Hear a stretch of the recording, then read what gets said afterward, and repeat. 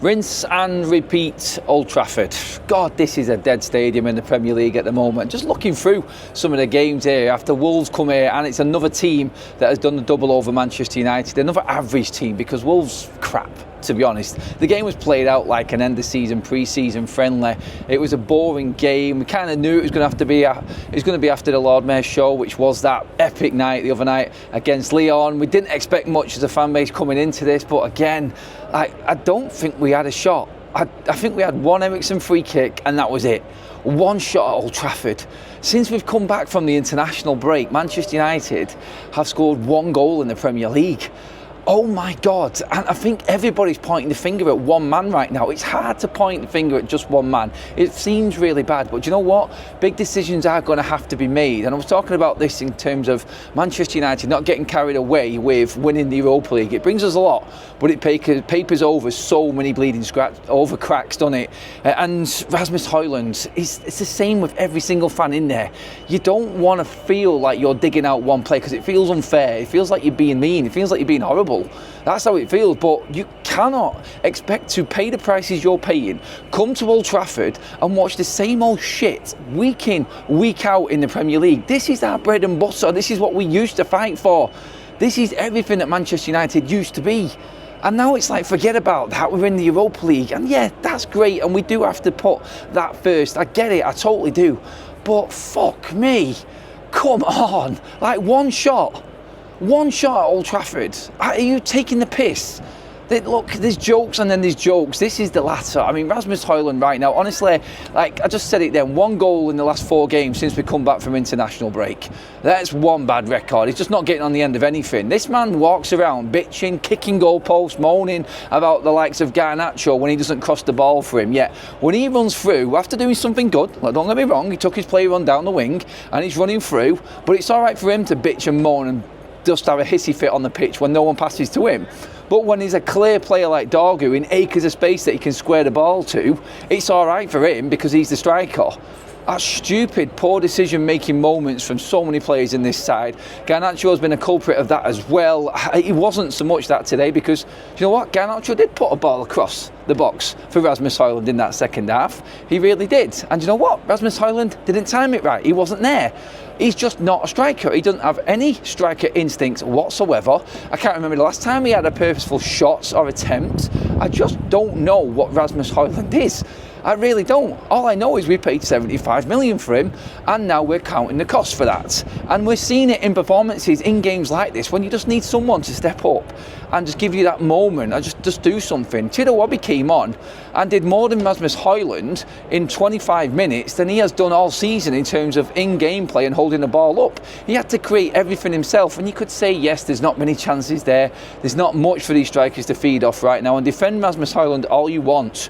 But you can see in other parts of his game where he can build himself up, gather a bit of momentum, build a bit of confidence, a bit of interchange, a bit of in-game play. No, and no. He just doesn't have it. The football IQ in that player is non-existent. And Rasmus Højlund, I'm sorry, your time is up. You need to go out on loan or you're sat on the bench. You cannot be Man United's number one striker. Simple as that. There are positives in this game. Like I said, we came into it with no expectations. We knew we were going to be blooding a couple of academy players. And you know what? Best players on the park, apart from a couple of senior players. I'll get into them in a minute. But Harry Mas on that left-hand side, second start in the Premier League. I thought he was outstanding. I thought he was brilliant. And you know what? If players like that get a little bit more game time and more game time, you can see them moments that there is something in them players and there is something that we can get out of them. There is something that Harry and Mas can do, I think, in this first team. And you know what? Maybe his time won't come next season. We've got Lyon coming in, obviously Dorgu's there, but honestly right now, I'm looking at Harry Mas and what he did today, and it wasn't any worse than what Dorgu's been doing all season. And credit to United's academy again for bringing through another quality youngster.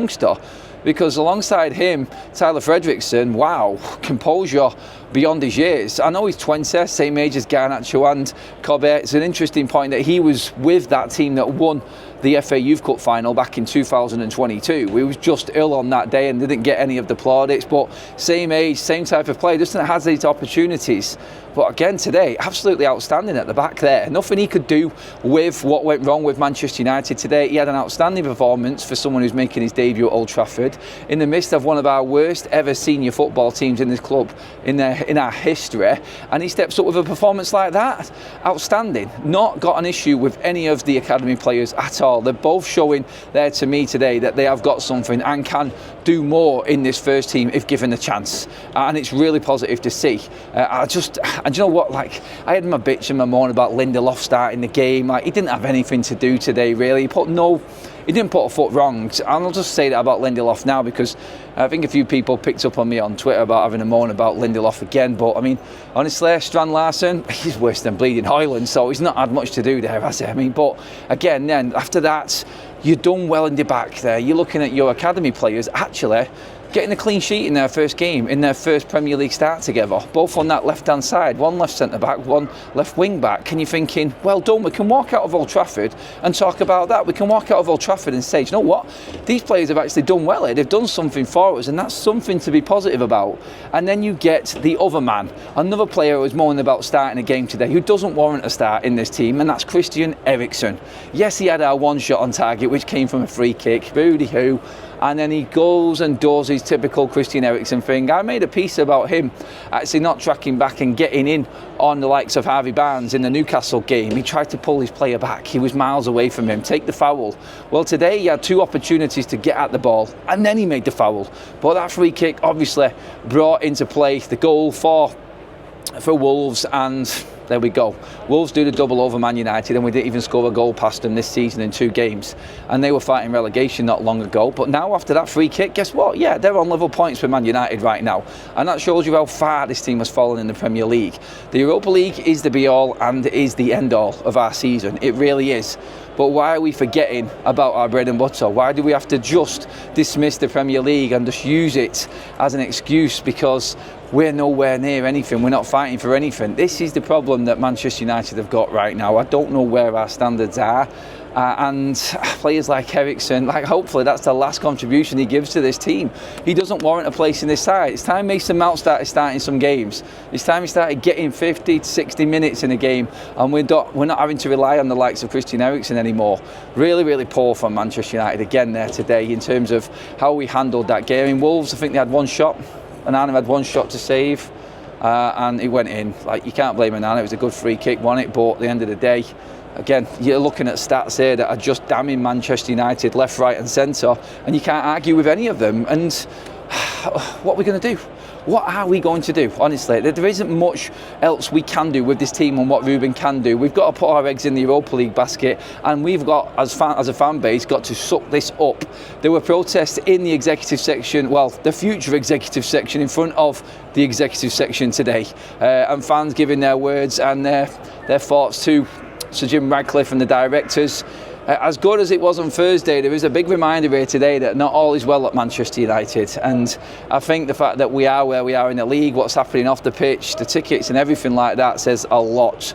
That is Manchester United, unfortunately, at the moment. Drop your comments in below, let me know what you think, give the video a like and make sure you subscribe to Forever United TV.